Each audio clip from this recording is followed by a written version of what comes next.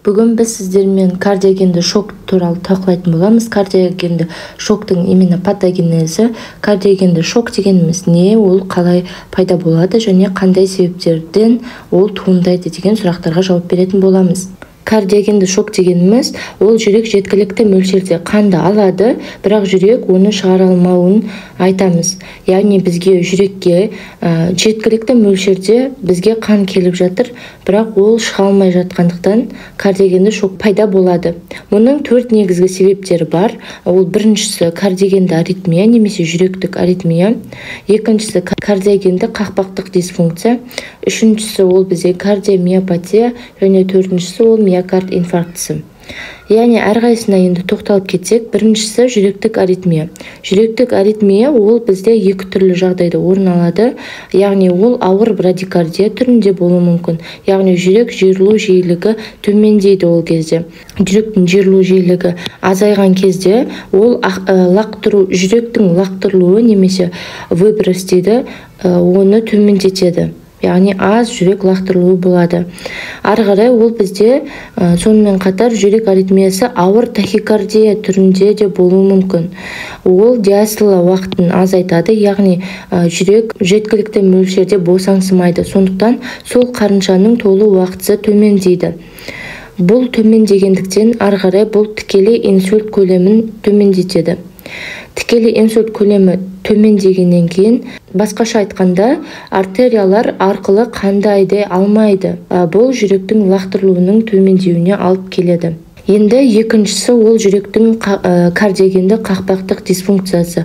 Яғни ол екі түрлі себепте туындайды: қақпақтық регургитация түрінде немесе қақпақтық стеноз түрінде. Қақпақтық регургитация дегеніміз не? Яғни ол систола кезінде кейбір қан артқа қарай қайтуын біз осы қақпақтық регургитация деп айтамыз. Қақпақтық регургитация бұл ары қарай жүректің тікелей инсульт көлемін төмендетеді және бұл ары қарай жүректің лақтырылуын азайтады. Екіншісі ол қақпақтық стеноз. Ол дегеніміз тікелей қан ағымының бұзылысы. Бұл тікелей инсульт көлемін тағы да төмендетеді және лақтырылуы жүректің төмендейді. Енді үшінші топ факторы ол кардиомиопатия. Кардиомиопатия дегеніміз не? Ол тура қақпақтық стеноз сияқты тікелей қан ағымының бұзылуын айтамыз. Ол да ары қарай тікелей инсульт көлемінің төмендеуіне алып келеді және ары қарай аз жүректің лақтырылуы, қанмен лақтырылуы азаяды. Басқа кардиомиопатияларда, яғни миоцит дисфункциясында жүректің жиырылғыш қасиетін төмендетеді. Жүректің жиырылғыштығы төмендеуі қанды айдау қабілетінің төмендеуіне алып келіп жатыр және бұл ары қарай тікелей инсульт көлемін азайтады. Бұл да ары қарай жүректің лақтырылуының азаюына алып келеді. Ең соңғысы ол миокард инфарктісі, яғни миокард инфарктісі кезінде жүрек бұлшықетінің өлімі пайда болады. Бұл жүректің жиырылғыштығын азайтады және ол ары қарай инсульт көлемінің тікелей инсульт көлемінің төмендеуіне және жүректің лақтырылуының төмендеуіне алып келеді. Жүрек лақтырылуы төмендегеннен кейін қан қысымы лақтырылуға байланысты болғандықтан артериалдық қысымы төмендейді. Бұл соңғы нәтижесі болып табылады. Ары қарай төмен жүрек лақтырылуы ол веноздық жүйеде қанның жиналып қалуына және қысымның пайда болуына әсер етеді.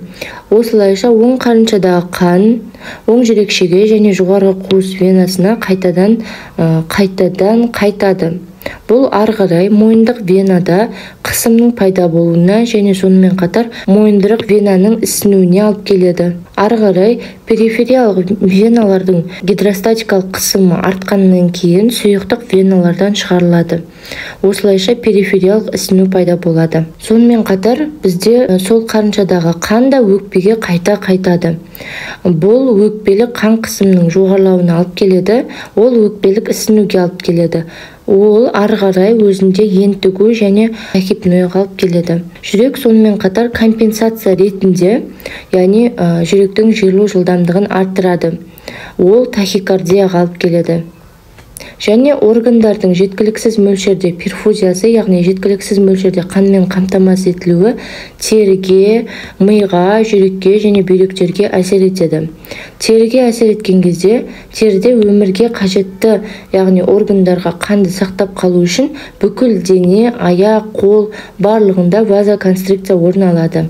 Және екіншісі ол артериалды қысым төмендейді және венуздық қысым жоғарылайды. Бізде бұл аяқтар мен қолдардың суық, бозғылт және дақтардың пайда болуына алып келеді. Мидағы жеткіліксіз мөлшерде перфузия болған жағдайда мидың қан ағымы азаяды. Ол ары қарай милық гипоксияға алып келеді. Милық гипоксия ары қарай бізде үдемелі есінің деңгейінің төмендеуіне алып келеді, яғни есін жайлап жоғалта бастайды. Жүрек мәселесінде болса, жүректе бізде тәждік перфузияның төмендеуі, яғни тәждік артерияның қанмен қамтамасыз етілуі нашарлайды.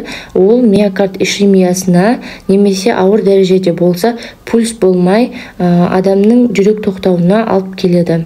Ең соңғы бүйректе, яғни бүйректер зақымдалған кезде бүйрекке баратын қанның азаюына алып келеді, бүйректік ишемияға алып келеді ол ары қарай, және ол жедел түтікше некрозына алып келеді. Бізде екінші нәрсе бар, шумақтық фильтрация жылдамдығының төмендеуі. Шумақтық фильтрация жылдамдығының төмендеуі ол ары қарай бізде креатинин мөлшерінің жоғарылауына және олигурия немесе зәр көлемінің азаюына алып келеді. Осының барлығы, яғни бұл процестің барлығы жүректің кардиогенді шоктың орын алуына бірден-бір белгі және қалай пайда болады деген сұраққа жауап беретін схема болып табылады. Егер де сіздерге видео пайдалы болған болса, лайк басуды, достарымызға жіберуді және каналға жазылуды ұмытпаймыз.